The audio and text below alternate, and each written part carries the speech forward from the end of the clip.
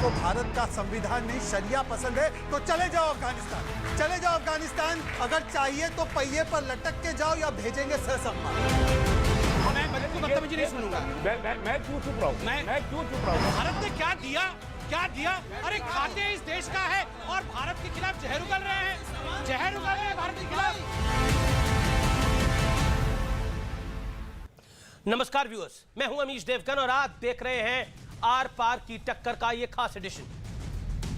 देश के पूर्व प्रधानमंत्री अटल बिहारी वाजपेयी ने कहा था कि आप अपने मित्र बदल सकते हैं लेकिन पड़ोसी नहीं। यानी अगर पड़ोस में रहने वाला व्यक्ति आपका शत्रु हो जाए तो आप उसे बदल नहीं सकते, लेकिन उसकी हरकतों का आप पर गहरा असर पड़ता है। हिंदुस्तान दशकों से पाकिस्तान नाम के नासूर से को झेल रहा है, उससे लड़ाई लड़ रहा है और अब अफगानिस्तान में भी तालिबान का कब्जा हो गया है। हालांकि हिंदुस्तान किसी भी बाहरी शत्रु से निपटने के लिए पूरी तरह से सक्षम है, हमारी फौजें तैयार हैं, लेकिन उनका क्या करे जो रहते तो यहां है लेकिन वो गाते तालिबान की है। यानी उनके दिल में तालिबानी सोच बसती है। तालिबान ने अफगानिस्तान पर कब्जा तो कई लोग खुश होकर ताली पीटने लगे, तालिबानी सोच की वकालत भी करे जाने लगी। आज आर पार की टक्कर में इसी चोट पर, इसी विचारों पर हम एक बड़ा प्रहार करेंगे। आखिरकार ये तालिबानी सोच देश के लिए खतरनाक कैसे है। हालांकि इसी हफ्ते नसरुद्दीन शाह ने भी बहुत कुछ कहा, लेकिन क्या वाकई जो नसरुद्दीन शाह ने बोला और ये उन्होंने बताने का प्रयास किया कि भारतीय मुसलमान अलग है, इसमें कोई दोहराई भी नहीं है, लेकिन क्या वाकई भारत में जो तालिबान का डंका पीट रहे हैं लोग वो इस बात को समझते हैं? नसरुद्दीन शाह की बात एक तरह से आईना भी है।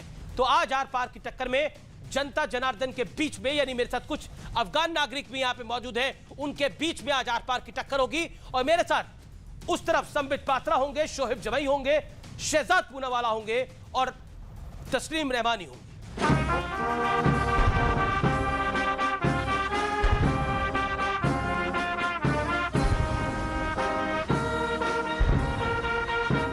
15 अगस्त 2021 वो तारीख थी जब हम आजादी का जश्न मना रहे थे।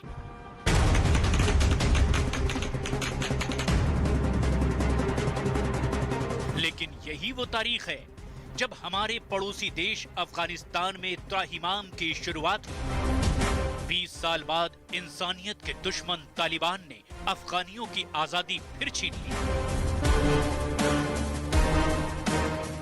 चारों ओर दहशत, चीख पुकार और हाहाकार का मंजर दिखा।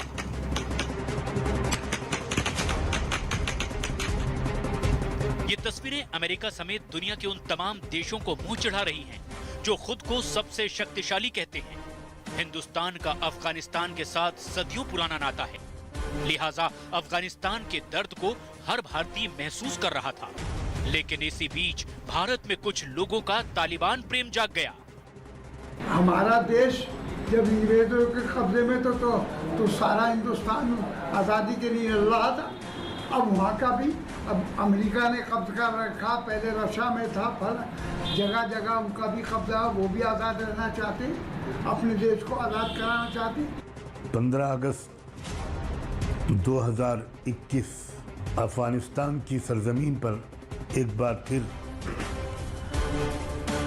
ये तारीख रकम हुई कि एक निहत्ती गरीब तरीन कौम ने पूरी दुनिया की सबसे ज़्यादा मजबूत फौजों को शिकस्त दी। आपका दूर बैठा हुआ ये एक हिंदी मुसलमान आपको सलाम करता है। जम्मू कश्मीर के लोग बर्दाश्त कर रहे हैं, मगर जिस वक्त ये बर्दाश्त का बांध टूट जाएगा तब आप ही नहीं रहोगे, मिट जाओ, क्योंकि हमारा इम्तिहान मत लो, सुधर जाओ, समझ जाओ। पड़ोस में देखो क्या हो रहा है, पड़ोस में देखो क्या हो रहा है। इतनी बड़ी ताकत अमेरिका, उनको भी वहां से बोरिया बस्तर लेके वापस जाना पड़ा। इन बयानों को सुनकर हैरानी होती है, आखिर ये किस सोच को आगे ले जाने की बात हो रही है। अफगानिस्तान में तालिबान का दोबारा हुकूमत पा लेना दुनिया भर के लिए फिक्र का बायस है। इससे कम खतरनाक नहीं है हिंदुस्तानी मुसलमानों के कुछ तबकों का उन वहशियों की वापसी पर जश्न मनाना। आज हर हिंदुस्तानी मुसलमान को अपने आप से ये सवाल पूछना चाहिए कि उसे अपने मजहब में इस्लाह, रिफॉर्म और जिद्दत पसंदी, मॉडर्निटी चाहिए, या पिछली सदियों के वहशीपन का इक़दार, वैल्यूज। जो लोग तालिबान 2.0 को मसीहा साबित करने की कोशिश कर रहे हैं, उन्हें ये तस्वीरें आंख खोलकर देख लेनी चाहिए।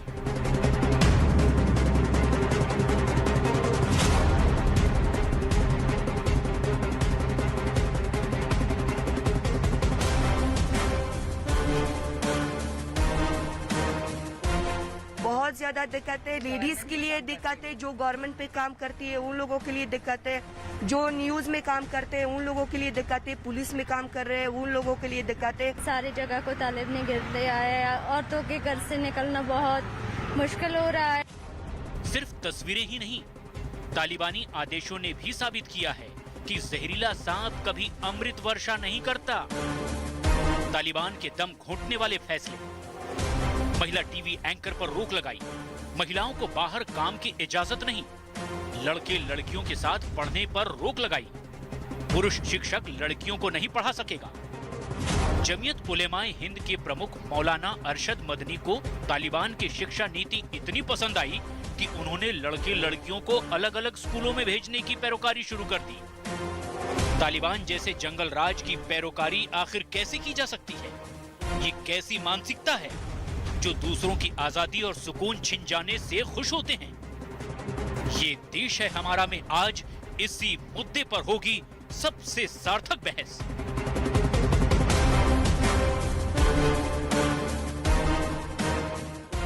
जो लोग तालिबान को रिफॉर्म्ड वर्जन बता रहे हैं, उनके लिए मैंने एक स्पेशल विश्लेषण तैयार किया है।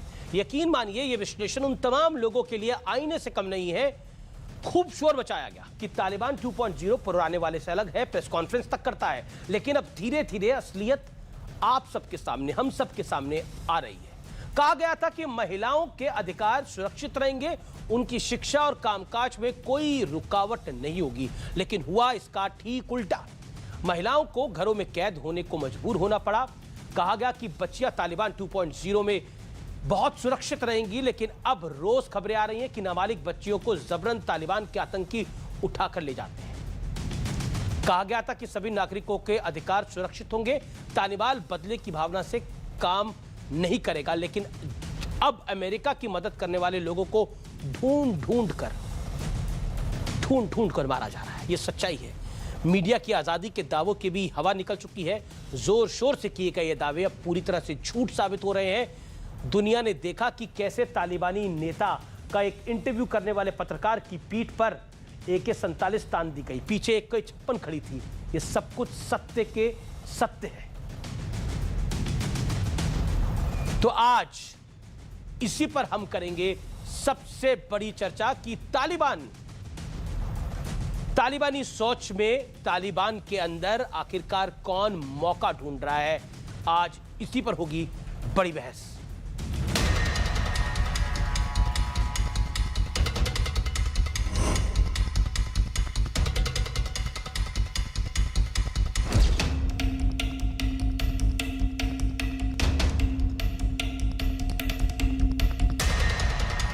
मेरे साथ आज की इस चर्चा में बात करने के लिए कौन कौन जुड़ रहा है आपको बता देता हूं। मेरे साथ आज की इस चर्चा में लंबे अरसे बाद स्टूडियोज में मौजूद है मेरे साथ 4 मेहमान। इनका दिल खोल के जोरदार तरीके से स्वागत करिए। मेरे साथ मौजूद है डॉक्टर संबित पात्रा, बीजेपी के प्रवक्ता नेता। मेरे साथ शहजाद पूनावाला मौजूद है जो कि राजनीतिक विश्लेषक है, चर्चा करेंगे। मेरे साथ तस्लीम रहमानी मौजूद है, MPCI के अध्यक्ष। मेरे साथ IMF के और जाने माने मुस्लिम स्कॉलर मौजूद हैं। आपका भी अभिनंदन है सर, शोहेब जमई साहब। आप तमाम लोगों का स्वागत है। और मेरे साथ अफगानिस्तान के लोग भी मौजूद हैं इस समय चर्चा के अंदर, जिन्होंने तालिबान की स्थिति को देखा है आज से 20 साल पहले, और वो भी अपने अपने एक्सपीरियंसेस को शेयर करेंगे। तो आप लोगों का भी अभिनंदन है हमारे इस कार्यक्रम में। मेरा निवेदन है कि भावनाओं को ध्यान में रखते हुए तमाम बातें करनी चाहिए, लेकिन तालिबानी सोच का समर्थक क्या इंसानियत के दायरे में हो सकता है? डॉक्टर संबित पात्रा, सीधा सवाल यह है। नसरुद्दीन शाह ने भी बोला और हमने नोमानी साहब को भी सुना, उन्होंने क्या बोला था, जमात उलेमा हिंद के मुखिया ने भी क्या बोला, वो सब कुछ हमारे सामने है। सपा सांसद ने क्या बोला वो भी हमारे सामने है। देखिए अमीश जी, पहले तो मैं आपका अभिनंदन करूंगा, आपके चैनल का अभिनंदन करूंगा। जिस प्रकार से कोरोना प्रोटोकॉल के साथ आपने बहुत लंबे अरसे बाद आज यहां पर अफगान बंधुओं के साथ आपने ये डिबेट रखा है, मैं आपका अभिनंदन करता हूं। देखिए अमीश जी, आपका मुख्य प्रश्न था कि क्या इंसानियत के दायरे में हम तालिबान का जो राज अफगानिस्तान में स्थापित हुआ है उसका स्वागत कर सकते हैं। मैं इसका उत्तर देता हूं और कहता हूं, हम कौन हैं? सबसे बड़ी जो होती है वो जनता होती है। अफगानिस्तान की जनता क्या स्वागत कर रही है? अफगानिस्तान की जनता जो भारत की जनता के साथ बहुत नज़दीकियां हैं, हमारी एक कल्चरल हेरिटेज है, एक सांस्कृतिक विरासत है अफगानिस्तान के साथ। आपने जो दृश्य देखे हैं कि फ्लाइट के आगे, प्लेन्स के आगे हजारों की तादाद पे लोग भाग रहे हैं, किस प्रकार से छोटे छोटे बच्चे बिलख रहे हैं, किस प्रकार महिलाएं अपने भविष्य को लेकर वो बिल्कुल सुरक्षित महसूस नहीं कर रही हैं। और तो और जघन्य दृश्य देखने को मिल रहे हैं कि प्लेन के ऊपर से हेलीकॉप्टर में कोई लटका हुआ है, प्लेन के ऊपर से कोई कूद रहा है, वो मर जा रहा है। इस प्रकार के दृश्य 21वीं शताब्दी में पूरे विश्व में कहीं देखने को नहीं मिले थे। ये दिल को दहलाने वाले दृश्य है। और याद रखिए, ये जितने भी लोग भाग रहे थे ये भी इस्लाम को मानने वाले हैं, ये भी कहीं ना कहीं इस्लामिक कल्चर को फॉलो करते हैं। और तालिबान का जो मुख्य उद्देश्य सरिया को लाने का था, हमारे हिंदुस्तान में भी ऐसे बहुत लोग हैं जो सरिया को बार बार प्रमोट करते हैं। मैं इस पे कोई कमेंट नहीं करना है, किंतु जो मुख्य विषय है कि जो लोग भाग रहे थे वो भी सरिया से बच रहे थे और वो मुसलमान ही भाग रहे थे, कोई हिंदू और सिख भागते हुए नजर नहीं आए थे।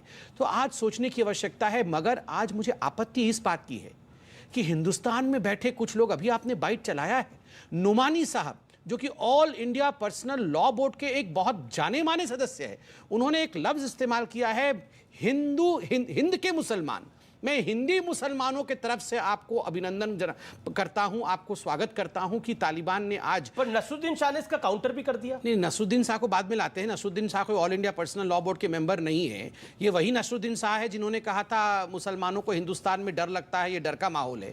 आज वो कह रहे हैं यहाँ रेफ्यूजी आने चाहिए। अच्छी बात है, जो आज उन्होंने कहा है वो अच्छा है विषय, मगर कहीं ना कहीं बहुत देर कर दिया है उन्होंने ये कहते कहते। इन्हीं लोगों ने एक ऐसा माहौल बनाया कि हिंदुस्तान में मुसलमानों के लिए डर का माहौल है। भाई साहब, अगर डर का माहौल है तो फिर आप आज यहां स्वागत क्यों करना चाहते हैं? नंबर 2, आप देखिए चुने हुए सांसद बर्क साहब जो समाजवादी पार्टी के सांसद हैं, ये पार्लियामेंट में बैठते हैं, ये लॉ मेकर हैं देश के, और ये कहते हैं कि ये जो तालिबान लड़ रहा है, ये जिस प्रकार हिंदुस्तान में आज़ादी की लड़ाई लड़ रहे थे हमारे जाबाज सिपाही, ये भी उसी प्रकार आज़ादी की लड़ाई लड़ रहे हैं। ये आज़ादी की लड़ाई लड़ रहे हैं या आज़ादी को कुचल रहे हैं? ये तो टेलीविज़न चैनल में जो दृश्य आप दिखा रहे हैं यही बता रहा है। टेलीविज़न चैनल में मौजूद हूँ, डिबेट कर रहा हूँ, वो दृश्य मैं भुला नहीं सकता। 2 बंदूकधारी तालिबान खड़े होकर के एक एंकर को कह रहे हैं कि आप बताइए तालिबान से कोई डरने की आवश्यकता नहीं है। फीमेल एंकर्स का तो क्या हश्र हो रहा है वो आप देख ही रहे हैं। बिल्कुल आपकी बात स्पष्ट है। तो इसमें मुझे लगता है ये प्रश्न ही बेमानी है अपने आप। शोएब जमाई, तालिबान में मौका कौन तलाश रहा है? देखिए, कहीं ना कहीं वो नसरुद्दीन शाह जिन्हें डर लग रहा था, जो खौफजदा थे, जिनके परिवार को डर लगता था, लेकिन अब वो कह रहे हैं कि आत्ममंथन करने का समय है ये हमारे लिए। उन्होंने एग्जैक्टली क्या ये आपको पता है? क्या आपको लगता है कि जो लोग चीयर लीडिंग कर रहे हैं, जो चीयर लीडर्स बने हुए हैं तालिबान के, उन लोगों को आईना दिखाने का वक्त है ये? नहीं, मुझे लगता है कि कंफ्यूजिंग स्थिति भारतीय जनता पार्टी के लोगों को है कि भाई नसरुद्दीन शाह गुड नसरुद्दीन शाह है या बैड नसरुद्दीन शाह है, आप तय कीजिए। अभी उन्होंने बयान दिया तालिबान के खिलाफ तो वो गुड हो गए, और जब वो CA-NRC पे हमारा समर्थन कर रहे थे और जो मॉब लिंचिंग पे उन्होंने कहा तो वो बैड नसरुद्दीन शाह हो गए। Point number 1। पॉइंट नंबर 2, अभी संबित भाई ने ये कहा, उन्होंने कहा था डर है, डर का माहौल है पूरे हिंदुस्तान। मैंने जवाब दे दिया, जनता समझ लेगी। दूसरी बात, उन्होंने कहा कि अफगान की जनता स्वागत नहीं कर रही है। ठीक है, अफगान की जनता 2 भागों में बटी, वहाँ कबायली उसका स्वागत कर रहे हैं, बाकी लोग नहीं कर रहे हैं। अर्बन, मैं इसका समर्थन करता हूँ, यहाँ जो बैठे हुए लोग। लेकिन कौन इनका स्वागत कर रहा है अफगान ये तालिबान का, वो मैं आपको बताता हूँ। यूनाइटेड नेशन सिक्योरिटी काउंसिल में भारत पूरे अगस्त महीने में अध्यक्षता कर रहे हैं। आप स्वागत कर रहे हैं कि आप नहीं? मैं बता रहा हूँ, मैं तो भारत की सरकार के साथ हूँ, उनके स्टैंड के साथ हूँ। आपका अपना स्टैंड क्या है? मेरा भारत की सरकार का स्टैंड था कि CA अच्छा है। सर, आपका स्टैंड था कि CA अच्छा नहीं है। संबित भाई बोल रहे थे नहीं, मैं तो बोलने का मौका दे रहा हूं आपको। मत इंटरजेक्शन कीजिए, मैं बोल रहा हूं। जी। देखिए, यूनाइटेड नेशन सिक्योरिटी काउंसिल में भारत यहां से पूरे महीने जो है प्रेसिडेंट अध्यक्षता कर रहा था। अभी जो रिजोल्यूशन पास किया है भारत की अध्यक्षता में यूनाइटेड नेशन में, तालिबान के फेवर में रिजोल्यूशन पास किया गया, और उस रिजोल्यूशन में कहीं भी टेररिस्ट वर्ड नहीं कहा गया है तालिबान के लिए। पहली बात, अमेरिका भी उसको कभी टेररिस्ट नहीं कहा, हमेशा इंसर्जेंट कहा, बागी कहा, ये कहा। दूसरी बात ये है, दीपक मित्तल जी दोहा में बातचीत कर रहे हैं, तालिबान से क्यों बात कर रहे हैं अगर वो टेररिस्ट है? तीसरी पॉइंट ये है कि अगर वो टेररिस्ट है तो यूएपीए में हमारा जो क्लॉज है उस यूएपीए में आप डालिए कि Taliban is a terrorist organisation. हमसे मत पूछिए, सरकार का स्टैंड पूछिए कि उसको टेररिस्ट मानती नहीं मानती। ये स्टैंड क्लियर करना चाहिए मोदी जी को और मोदी सरकार को कि Taliban is a terrorist organisation और सरकार के मतलब सरकार इसका जवाब ले लीजिए आप। समय पता 30 सेकंड में जवाब ले लीजिए। नहीं, ये इसका थोड़ा वक्त लीजिए क्योंकि बहुत महत्वपूर्ण सवाल है और देश सुन भी रहा है। याद रखिए, देश के लिए प्रायोरिटी क्या है? देश के लिए कुछ भी प्रायोरिटी नहीं है सिवा इसके कि पहले नंबर 1 पे जो भारतीय, जो हिंदुस्तानी नागरिक और जो हमारे मित्र वहां फंसे हुए हैं अफगानिस्तान में, उनको सकुशल घर वापस लाया जाए। अधिकांश लोगों को घर लाया गया है, फिर भी हजारों की तादाद में। मैं भी आराम से अमेरिका सर यहाँ से आप पहले इनसे बुलवा लीजिए, फिर मेरे से बुलवाइएगा। बहुत महत्वपूर्ण विषय है। 3 हफ्ते में सिर्फ 400-600 लोगों को अगर आपको भारत अच्छा नहीं लगता है, आप कह रहे हैं इंडिया को, तो आप अमेरिका में रहिए जाकर, कौन मना कर रहा है? कह ही नहीं रहा हूं सर, मैं आपके सरकार की पीठ थपथपाने पे कह रहा हूं। ठीक है, आप थोड़ी देर शांति से पीठ थपथपाइए, मैं जवाब दे रहा हूं। सर बिल्कुल पर्टिनेंट सवाल है। पहले तो इस प्रकार से तालिबान के व्यवहार मत करिए। एक सेकंड और भी बात को रख ले, वो अपनी बात को रख ले, जनता भी बोलना। यहाँ पर हमारा सिंपल सवाल है, मेरे साथ स्पेशल गेस्ट है हमारे अफगान ऑडियंस आए हुए हैं, वो भी कुछ कहना चाहते हैं। वो भी आप लोगों को आईना दिखाएंगे कि अफगानिस्तान में असल में हो क्या रहा है। बोलिए संबित पात्रा। देखिए, पहली बात 30 सेकंड, सरकार का प्रायोरिटी है कि अपने लोगों को, अपने नागरिकों को किस प्रकार से पूरी तरह से इवैक्यूएट करके भारत लाए। एक बात आप कान खोल के याद रखिए, बातचीत करना जो दोहा में हुआ है, बातचीत करना, नेगोशिएट करना, रिकॉग्नाइज करना नहीं होता है। कंधार के विषय में भी हाईजैकर से बातचीत हुई थी, उसका अर्थ ये नहीं हुआ था कि हमने आतंकवादियों को रिकॉग्नाइज कर दिया था। नेशन में कैसे आपने रिकॉग्नाइज कर दिया? आप ऐसे हर जगह बीच में बोलते हैं क्या? नहीं सर, आप बताइए ना। ये आतंकवादियों को रिकॉग्नाइज किया जाए, उसके लिए मरे क्यों जा रहे हैं? रिकॉग्नाइज करो, रिकॉग्नाइज करो, रिकॉग्नाइज करो। आप ये क्यों रिकॉग्नाइज करने के मरे जा रहे हैं? समझ नहीं आ रहा है। आप अपना स्टैंड क्लियर कीजिए। बहुत गवर्नमेंट को अपना में आया स्टैंड क्लियर मैं कीजिए। चिल्लाऊंगा नहीं, और अगर ये चिल्लाएंगे सबके बीच में हर कोई चिल्लाएगा तो एक सार्थक डिबेट नहीं होगा। यहाँ आतंक मत फैलाइए। शांति से आप जनता से पूछ लीजिए, आप सार्थक डिबेट चाहते हैं या चिल्लाना चाहते हैं? बिल्कुल सब लोगों का विषय जाए। संबित पात्रा, आप अपने आप को तुरंत कंप्लीट कर लिया।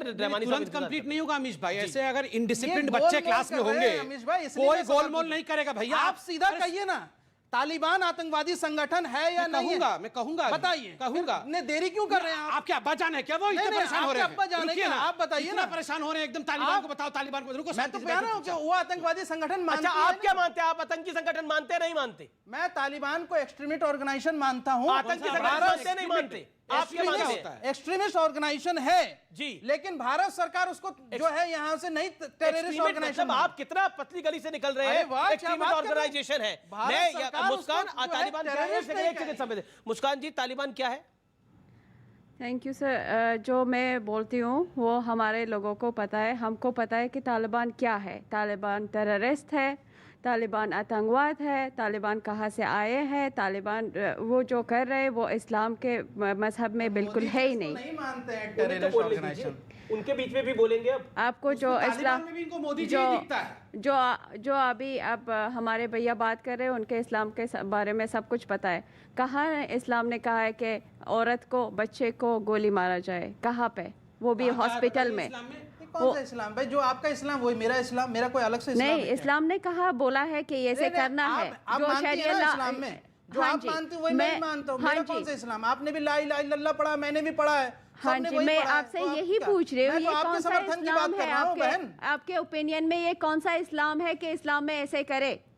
मैंने सरकार से सवाल पूछा, यहाँ इस्लाम की बात नहीं है। नहीं, इस्लाम गवर्नमेंट पॉलिसीज की बात हो रही है। हाँ जी, आप ये बताइए कि आप लोग वसंत विहार गवर्नमेंट पॉलिसी से मैं बता रही हूँ कि तालिबान टेररिस्ट है, वो पहले भी था और इसके बाद भी होगा। जी, तालिबान कौन है? तालिबान पाकिस्तानी है? वो आपको पाकिस्तान कौन है? पाकिस्तान टेररिस्ट है? पाकिस्तान कौन है? ये है अफगानिस्तान की जनता जो बोल रही है। आपका बोला क्या? जन्नत का नहीं मानता ये चीज का। आपका झंडा ये क्या है? ये क्या लिखा है? ये आपके देश का झंडा क्या लिखा है? क्या लिखा है? ये क्या लिखा है?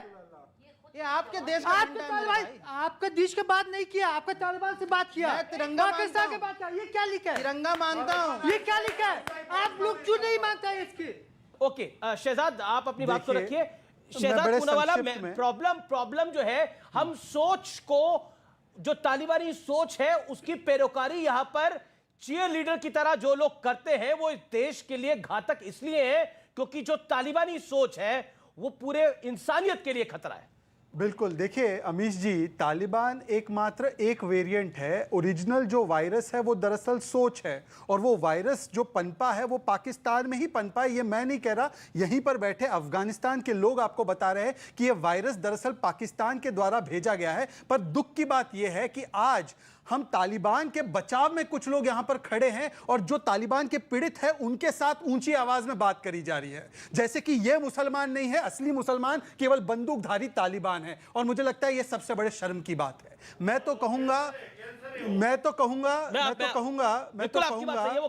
ये तालिबान नहीं है इंसान, दरअसल तालिबान इब्लिस शैतान। पर देश में होता है कुछ लोगों के द्वारा इनका गुणगान। मैं कहूंगा इनको भारत का संविधान नहीं शरिया पसंद है तो चले जाओ अफगानिस्तान, चले जाओ अफगानिस्तान। अगर चाहिए तो पहिए पर लटक के जाओ या भेजेंगे सहसम्मान, आप तय कर लो। पर सवाल यह पैदा होता है अमीश जी कि दो तीन बातें कहूंगा बहुत जी देन रमानी साहब, यूएपीए के तहत बोको हराम को भी आतंकवादी संगठन भारत ने नहीं घोषित किया है। क्या वो आतंकवादी नहीं है? वो यूएपीए की लिस्ट केवल उन लोगों के लिए है जो भारत की जमीन पर आतंकवादी हमला करते हैं। इसीलिए तालिबान हो सकता है हम लोगों के लिए तो सारे ही आतंकवादी है, पर उसका नाम उस लिस्ट में नहीं है। पर आप एक चीज बताइए, ये कहते हैं कि तालिबान के बारे में यूएनएससी रेजोल्यूशन नहीं है। यूएनएससी एक सेकंड, बीच में नहीं यूएनएससी रेजोल्यूशन 1267 तालिबान और अलकायदा को एक ही लिस्ट में रखता है, दोनों पर सैंक्शंस डालता है। इसका मतलब कि ऑलरेडी तय है कि तालिबान आतंकी संगठन है। पर कुछ लोग यहां पर बैठकर, और एक लोग यहां पर,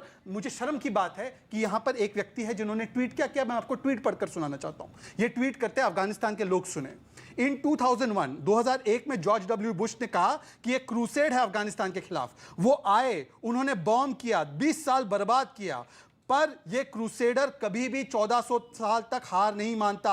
history has repeated itself without firing a bullet. They will never succeed whatever नेस्टी word speaks about us. मतलब ये अपने आप को तालिबान के साथ खड़ा करते हैं। आज मैं आपको पूछता हूं कि आप इन अफगान के लोगों के साथ है या आप जिसको अस कहते हैं आप तालिबान के साथ? जवाब तस्लीम नवानी।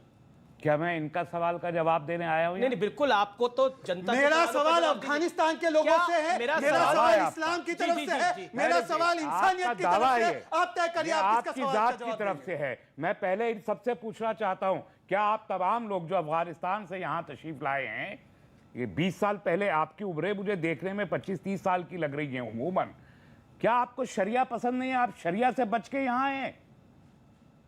बोलिए नो, अगर नो है तो बोलिए। कुल ऐसा है, आप शरिया से बच के आए हैं यहाँ। नहीं, अब आप इनको बोलने दीजिए, बहुत लंबी तकलीफ हो गई। हमारे सर पे दुपट्टा है और दुपट्टा यही साबित करता है कि हमें शरिया पसंद है, लेकिन ऐसे शरिया हमें नहीं चाहिए कि मर्द हमें मारे, मर्द हमें बोले कि घर से मत निकलो। मेरे सवाल का जवाब मिल गया। मेरे सवाल का जवाब मिल गया। रमानी साहब, ये लोग ये फरमा रहे हैं। देखिए आप प्लीज इनसे रमानी साहब, क्या ये समझते तालिबान? अब मुझे बात पूरी करने दीजिए अमीश जी, आप मुझे बात पूरी करने दीजिए। सवाल शरिया नहीं है, शरिया का ठेकेदार तालिबान है। ठीक है, ओके। मेरा ऑडियंस से भी निवेदन है कि अपनी टर्न पे बोले। आप देखिए, मैं आधे घंटे 20 मिनट से सुन रहा हूँ। 16 मिनट तो प्रोग्राम शुरू हुए। जी 16 मिनट से सुन रहा हूँ। चलिए मैं अपने आप को करेक्ट कर लेता हूँ। मैंने इन तमाम लोगों से पूछा कि आप शरिया से बच के आए हैं, ये कह रहे हैं शरिया से नहीं, एक्सट्रीमिज्म से बच के आए हैं। जी, एम आई राइट? ओके। शरिया, हमारे जो दोस्त हैं, मोदी जी के आने के बाद सऊदी अरब शरिया वाला देश है, यूएई शरिया वाला देश है, हमारा ये कुवैत शरिया वाला देश है, हिंदुस्तान को भी शरिया वाला देश बना दे? ईरान शरिया वाला देश है। तो चाहते क्या है? हमारे दोस्त हैं, इसलिए आप इस मामले में शरिया को ना लाइए। मेरा पहले दिन से स्टैंड है, ये सीरियस भी है इशू, सेंसिटिव भी है। ये देश हमारा चूंकि बिल्कुल इमीडिएट नेबर ना होने के बावजूद फार नेबर है अफगानिस्तान, लेकिन आप जैसों के लिए नसरुद्दीन शाह ने बोला है, आप जैसों के लिए नसरुद्दीन शाह ने बोला है, जरा उसको भी सुनिए। पे अफगानिस्तान का इंपैक्ट होना है, इसलिए मुझे ये सोचना है कि मेरे देश पे उसका जो इंपैक्ट होना है, वो इंपैक्ट क्या होगा? ठीक है, संबित का मेरा मसला है। संबित मसला ये है कि ठीक है, नॉर्थ वेस्ट बॉर्डर, मेरा नॉर्थ बॉर्डर, उसकी संबित जी इंपैक्ट होगा। मेरा मसला ये है कि जो वहां पर नहीं, वहां पर जो हजारों लोग अभी तक मौजूद हैं उनको इवैक्यूएशन आप 10 सेकंड में कंप्लीट कर लीजिए रेमानी साहब, फिर हम अब तक कर पाए। हमारा $3 बिलियन का जो स्टेक है, ये हमारे सवाल आते हैं और उस पे बहस करने के बजाय आप डोमेस्टिक पॉलिटिक्स को एड्रेस करना चाहते हैं। आप हिंदू मुसलमान वाली डिबेट यहाँ छेड़ना चाहते हैं, हिंदू मुसलमान वाली डिबेट, इसमें तो हिंदू मुसलमान को कोई विषय नहीं है, की डिबेट छेड़ना चाहते हैं। ये भी मुसलमान है, आप रीजनल जो पीड़ित कर रहे हैं वो भी मुसलमान है, जो पीड़ित है वो भी मुसलमान है। पॉलिटिकल एंड डिप्लोमेटिक इशू है। सर मैं आपको मौका दूंगा, अभी मेरा बहुत समय है। स्कोर रेमानी साहब, पार्टी, कांग्रेस, हिंदू, रेमानी साहब मेरा निवेदन तो स्वीकार करिए। देखिए मेरा निवेदन स्वीकार करिए, स्टूडियो में बड़े दिनों बाद वापसी हुई है। बहुत शुक्रिया। जी देखिए अमित जी, अभी मैं बड़े ध्यान से सुन रहा था, दो विषय मुझे खटका यहाँ पर। बार बार उन्होंने एक ही विषय पूछा, क्या आपको सरिया से किसी प्रकार की प्रॉब्लम है, क्या सरिया के डर से यहाँ है? यहाँ एक तरह से दिखाने की कोशिश की जा रही है सरिया तो ठीक है, हिंदुस्तान में भी सरिया लाया जा सकता है। और देखिए बार बार यहाँ रहमानी साहब पूछ रहे थे हमारा जो इतना $1 बिलियन का वहाँ पर इन्वेस्टमेंट हो रखा उसका क्या होगा? आपको क्या लगता है? दोनों बगल में जो मेरे भाई खड़े हैं इनको वो इन्वेस्टमेंट की चिंता हो रही है? कोई चिंता नहीं हो रही। अगर तालिबान भी देख रहा होगा तो रिक्रूटमेंट सोच रहा होगा। आप किस बुनियाद पे? सर मैं आपके बीच में एक सेंटेंस आप बोले, सब बोले मेरे बीच में, आप आपके सेंटेंस बीच में कोई नहीं बोला। बदतमीजी, मैं बिल्कुल बदतमीजी नहीं सुनूंगा। मैं इनके बीच में नहीं बोला। मैं क्यों चुप रहा हूं? मैं क्यों चुप रहा हूं? मुझे नहीं, ये क्या बताइए, क्या मजाक है? हम डिबेट ही ना करें। बुनियाद पे ये कह रहे हैं कि मुझे अपने देश के इन्वेस्टमेंट की चिंता नहीं है। रेमानी साहब, मुझे जो इन्वेस्टमेंट हुआ है मैं बिल्कुल बीच में बोला ना, मैं बीच में नहीं बोला। आपने सवाल पूछा, जवाब ले लीजिए। बुनियाद पे कह रहे हैं कि हमको उसकी ऑडियो जा रहा, आपको ऑडियो नहीं जा रहा। आप अकेले बोलेंगे। अमीश भाई ये बहुत गलत बात है, इस प्रकार का बिहेवियर जिसमें दूसरों को बोलने नहीं दिया जाएगा और ये बोलेंगे कि मुसलमान डरा हुआ है। आप बताइए, मैं शांत बैठा हूं, आज मैं डिबेट में बोलता ही नहीं। यहाँ पर दोनों मिलकर चिल्लाएंगे हमारे ऊपर, ये मुझे बोलने, मैंने इनके समय एक सेंटेंस बोला, एक शब्द बोला। आप भी बोले, मैं नहीं बोला तो आप मेरी बदला, इनके बदला मेरे से लेंगे? मैं किसी का आप इनका बदला लेना चाहते हैं? लेकिन अगर मुझे आप राहुल गांधी की तरह बिहेव करना बंद करिए। बाल सफेद हो गए हैं, राहुल गांधी की तरह बिहेव करते हैं। क्या राहुल गांधी? बताइए भगवान, आप सरस्वती रति की तरह इन्होंने कहा सरस्वती की तरह बिहेव। आप माँ सरस्वती को यहाँ क्यों लेके आए? माँ सरस्वती के विरोध में क्यों कहा? अरे सरस्वती जी और राहुल गांधी अलग अलग है। माँ सरस्वती के बारे में आपने क्यों, ये सरस्वती जी को क्यों बोला गया? देखिए अभी सबसे महत्वपूर्ण बात मैं रहमानी जी को बड़े ध्यान से सुन रहा था। इनका दो ही मसला था। एक मसला था कि सरिया से किसी को कोई आपत्ति नहीं है और जिस प्रकार से ये लेटेंट एंट्री इंडिया में सरिया का चाहते हैं, मैं दोनों को सुनने के बाद एक बड़ा हतप्रभ हूं।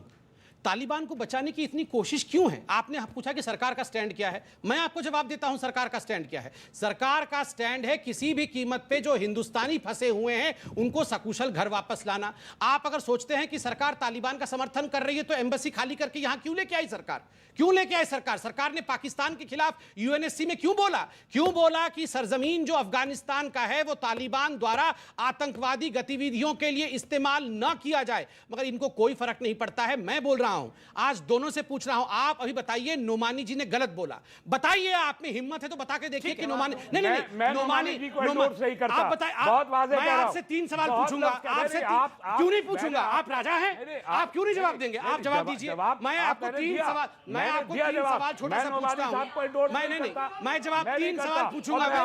मैं 3 सवाल पूछूंगा। अरे मैंने अभी आपसे नहीं पूछा भैया, मैं जनता से पूछ रहा हूं। आप मतलब जनता से पूछ, अरे मैं बोल तो लूं, बोला मैंने दोहा के बारे में, मैं कंप्लीट कर लूं। 1 साल पहले, देखिए 1 साल पहले आप दोहा में तालिबान के साथ तालिबानी स्कूल से पढ़ के आए, दूसरे को बोलने देते नहीं है। क्यों कर रहे थे आप? अमीश जी मैं बोल लूं, कंप्लीट कर लूं। तेहरान में तालिबान के साथ कंप्लीट कर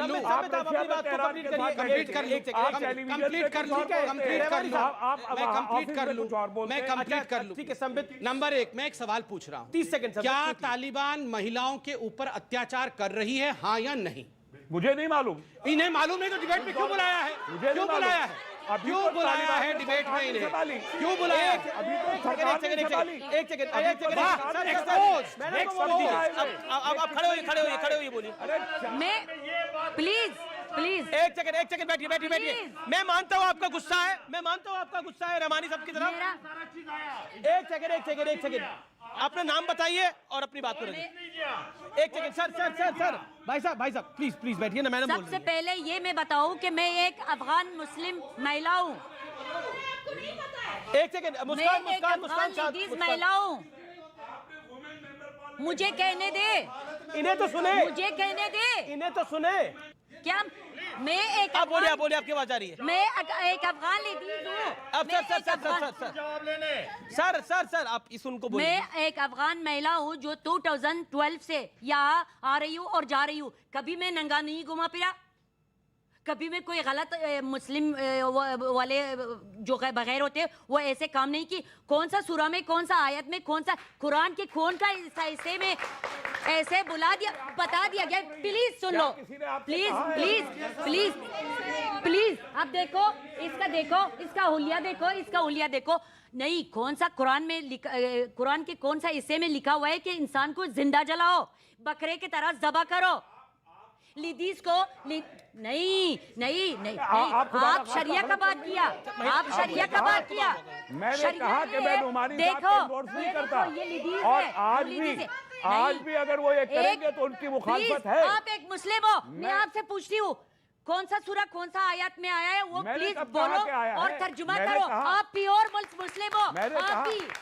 मैंने कहा क्या ये हंसने की जरूरत नहीं है, इनकी पीड़ा पे हंसने की आवश्यकता नहीं है। बिल्कुल बिल्कुल बिल्कुल। अब आप बैठिए। किसी पीड़ित से ये पूछना कि हमें तो प्रूफ चाहिए, प्रूफ आपके सामने है। दूसरी बात, आपने मांगा प्रूफ, आपने मांगा प्रूफ। मैंने तो कहा कि आपने मांगा प्रूफ, इल्जाम नहीं लगाया।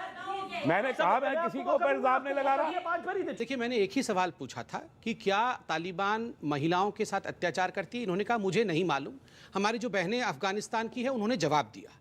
अब देखिए, मैं अभी दूसरा सवाल पूछूंगा रहमानी साहब से। रहमानी जी, भारत में क्या महिलाओं के ऊपर बीजेपी की सरकार अत्याचार करती है? अभी उछल के बोलेंगे हाँ करती है, मुझे पता है करती है, मगर तालिबान का इनको पता नहीं है। सुनिए, दूसरी बात दूसरी बात अफगानी ये रहमानी साहब, मैं आपसे पूछना चाहता हूं कि क्या आपको लगता है तालिबान जिस प्रकार से बर्ताव कर रही है वहां बच्चों के साथ, स्कूल को लेकर कि स्कूल में पढ़ना, को एजुकेशन नहीं हो सकता, लड़की लड़के एक साथ बैठ नहीं सकते, ये अच्छी बात है?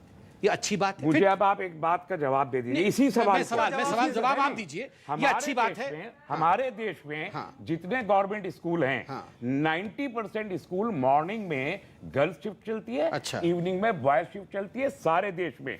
गवर्नमेंट के स्कूल कोएड नहीं, प्राइवेट स्कूल ज्यादातर तो कोएड होना चाहिए, नहीं होना चाहिए? कोएड ये ऑप्शनल है। नहीं ऑप्शनल। तालिबान ठीक कर रही है, गलत कर रही है? तालिबान ठीक कर रही है, गलत कर रही है? जो हमारे देश में जो चलन है, अच्छा, तालिबान ठीक कर रही है, गलत कर रही है? वो बिल्कुल आपका ठीक है, वो उनका तरीका है। अभी सबमिट ने 2-3 सवाल पूछे। उन्होंने कहा कि तालिबान महिलाओं पर अत्याचार करता है कि नहीं करता है, और मेरी आंखों में वो 12 साल की 10 साल की लड़की बैठी है। उस 10 साल की लड़की को आज अधिकार नहीं है अफगानिस्तान में अगर होती कि वो अपने जिंदगी को बसर करे, जैसे करना है स्कूल जा सके। यहाँ बैठी है तो वो खुले आसमान में बैठी है, डिबेट में है, मास्क निकाल कर भी बात कर सकती है। मैं सिर्फ इतना पूछता हूं कि आप, क्योंकि वो एक इस्लाम का नाम इस्तेमाल करते हैं, आप उनकी तमाम बुराइयों पर पर्दा डाल देंगे? और दूसरा सवाल, मैं आज इस डिबेट में नसरुद्दीन शाह ने बोला, उस पे भी आ रहा हूं। नसरुद्दीन शाह ने 2 बातें कही। उन्होंने कहा वैश्यों की वापसी हुई है, मतलब आज भी वो वैश्य है। तो आप मानते कि नहीं मानते? उस समय का बयान अच्छा लगता था, आज मानते कि नहीं मानते? सर मेरी बात पूरी नहीं, सर प्लीज, मैं बैठ जाऊंगा डिबेट में नीचे। ऐसे नहीं। अमीश जी, ये तरीका नहीं है। मैं डिबेट में और भी चीख सकता हूं, मैं खुद भी प्रेजेंटर रहा हूं, मुझे चीखना नहीं है। पर अब उन्होंने दूसरी बात भी कही। उन्होंने कहा सदियों के वैश्यपन के बयान से, जिस बयान पर ये डिफेंड करने आए थे नसीरुद्दीन शाह को, याद मैं नहीं करने आया, इनकी बंडली करती थी, मैं क्यों करूंगा? उन्होंने किया। आज वो इस बात को मानते कि नहीं मानते? हम ये बात बोले तो हमको इस्लामोफोबिया का टैग लगाते। ये लोग देखे हैं वैश्यपन, उन्होंने देखा है, भुगता, आज वो बोल रहे हैं। और मेरा एक ही सवाल है, ये कहते बार बार बातचीत की मान्यता दे दी, मैं इनके साथ बातचीत में हूं, मैंने इनको मान्यता दी क्या? मैं कभी इनको मान्यता नहीं दूंगा, पर इनको बात को गलत साबित करने के लिए मुझे इस मंच का इस्तेमाल करना होगा। यही चीज भारत की सरकार ने किया। ठीक है, शोएब जमाई आप अपनी बात को रखिए। देन मैडम आपका सवाल, आपका सवाल शोएब जमाई से है। एक सवाल जल्दी। मेरे क्वेश्चन है मिस्टर रहमानी, जवाब देंगे। आपका बेटी, आपका बहन 10 साल 12 साल, आप रेडी हो अपनी बहन और बेटी को एक 60-70 इयर्स जो